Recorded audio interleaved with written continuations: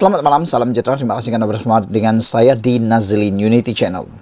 Saudara-saudara sekalian, isu yang paling menggemparkan Malaysia hari ini ialah tentang dakwaan bahawa mungkin akan ada berpuluh-puluh orang segerombolan ahli Perikatan Nasional, ahli Parlimen Perikatan Nasional yang mungkin akan mengikut jejak ahli Parlimen Kuala Kangsar untuk menyatakan sokongan secara peribadi kepada Perdana Menteri Datuk Seri Anwar Ibrahim.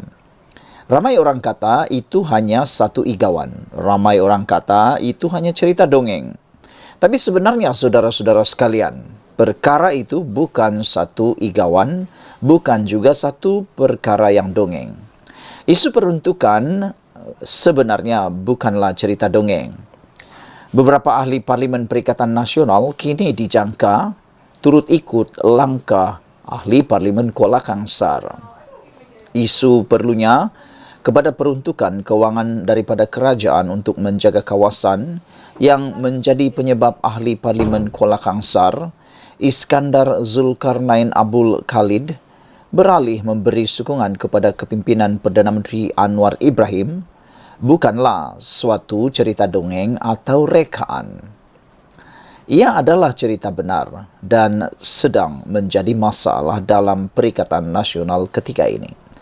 Ramai netizen dan juga penganalisis politik dan pemerhati politik yang mengatakan bahawa tindakan keras kepala pemimpin-pemimpin Perikatan Nasional untuk membuat perundingan dengan kerajaan pimpinan Datuk Seri Anwar Ibrahim, terutamanya dengan timbalan Perdana Menteri kedua iaitu Fadila Yusof, telah memakan diri mereka sendiri.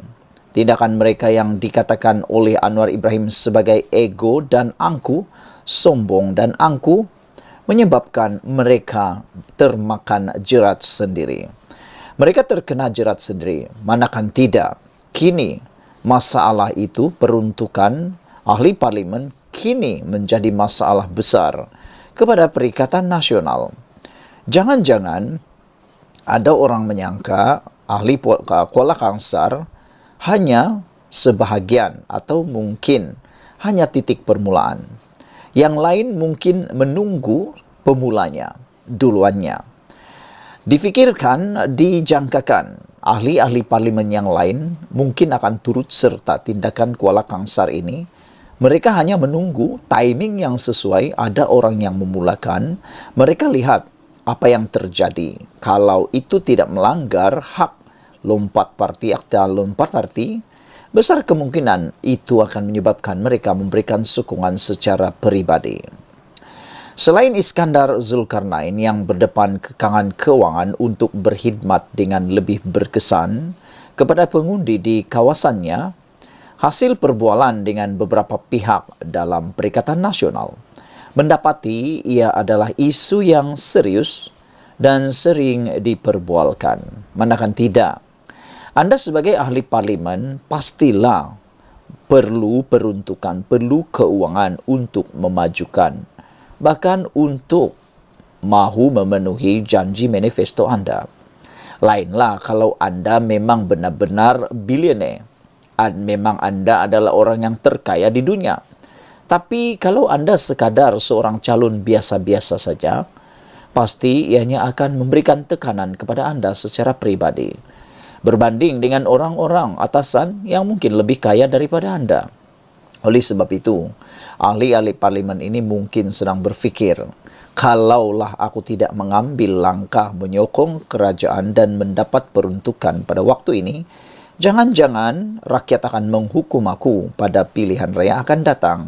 Mungkin itu yang timbul dalam benak semua ahli Parlimen Perikatan Nasional yang sedang terhimpit oleh masalah keuangan pada ketika ini.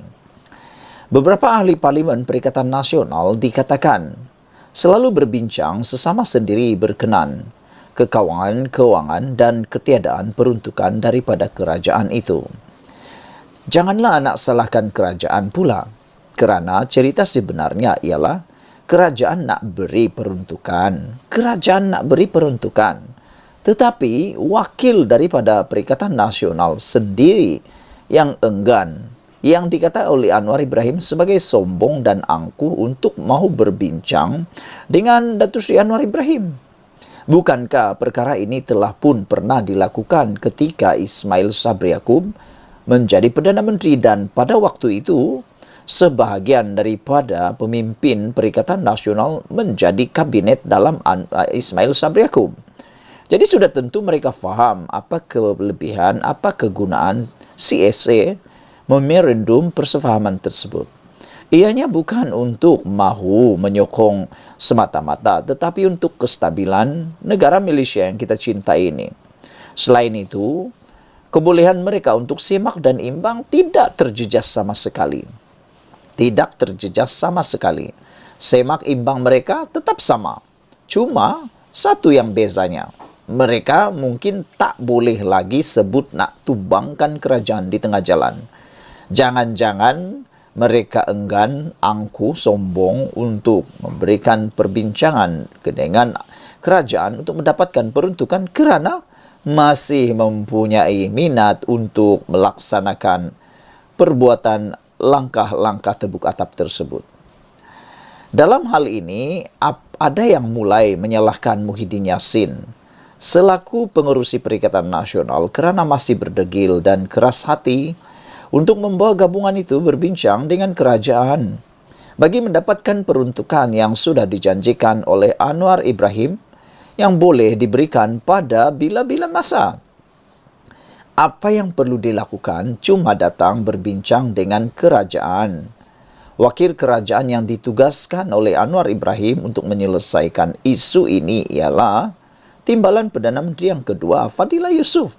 Susahkah buat perkara itu? Minggu lepas saja Fadilah dilaporkan berkata, setakat ini hanya ahli parlimen Muar, Syed Saddiq Syed Abdul Rahman yang datang berjumpanya untuk berbincang mengenai perkara itu. Tiada ahli parlimen Perikatan Nasional yang lain yang berbuat demikian.